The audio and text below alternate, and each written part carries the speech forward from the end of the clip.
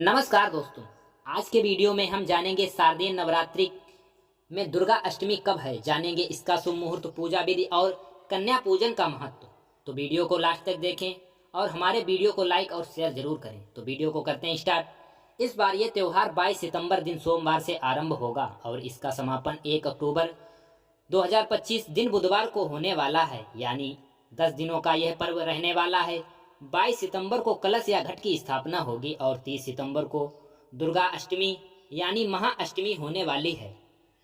और हम जानते हैं दुर्गा अष्टमी 2025 की तिथि और समय। अष्टमी तिथि का आरंभ 29 सितंबर 2025 को शाम 4:32 से रहने वाला है और इसका समापन 30 अक्टूबर 2025 को शाम 6:06 पर रहने वाला है। अब हम जान लेते हैं दुर्गा अष्टमी 2025 में पूजा और इसका शुभ मुहूर्त। अभिजीत मुहूर्त 11:47 से दोपहर 12:35 तक रहने वाला है। विजय मुहूर्त इसका दोपहर 2:10 से दोपहर 2:58 तक रहने वाला है। गोधूल मुहूर्त शाम 6:08 से 6:32 तक रहने वाला है। संध्या पूजन शाम 5:42 से लेकर 6:30 तक रहने वाला है। अब हम जान लेते हैं दुर्गा अष्टमी पर कन्या पूजन का महत्व। जब नवरात्रि का व्रत समाप्त होता है तब पूजन हवन के साथ ही व्रत का समापन भी किया जाता है।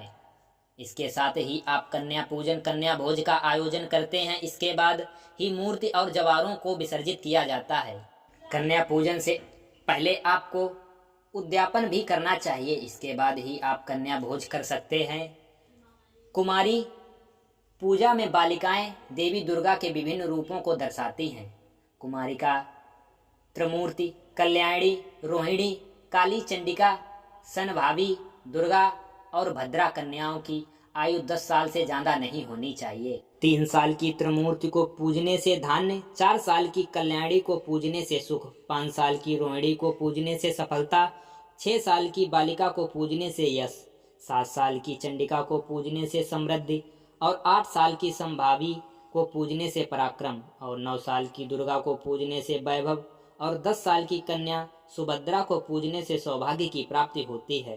अब हम जान लेते हैं दुर्गा अष्टमी पूजा विधि। महाअष्टमी के दिन माता महागौरी की पूजा होती है।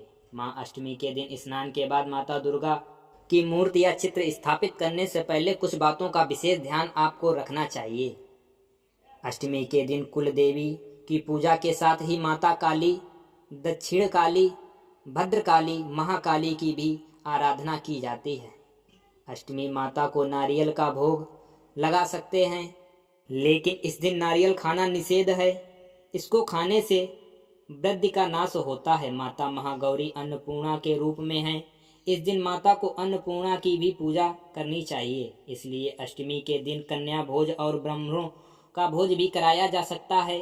खीर, मालपुआ, मिठाई, हलवा, केले, नारियल, मिष्ठान, मेवाएं, घी, शहद, तिल या गुड़ से अर्पित कोई भी चीज आप दे सकते हैं। यदि अष्टमी का पारण करें तो आप इस दिन महागौरी की पूजा कर भजन कीर्तन इत्यादि उत्सव मनाना अति आवश्यक बताया गया है। विभिन्न प्रकार से पूजा हवन कर नौ कन्याओं को भोजन खिलाना चाहिए। हलवा आदि प्रसाद वितरण भी करना चाहिए। ये थी शारदीय नवरात्रि से संबंधित जानकारी। अगर आपको जानकारी अच्छी लगे तो वीडियो को लाइक करें, चैनल को सब्सक्राइब करें और दोस्तों के साथ शेयर करें। थैंक यू, धन्यवाद।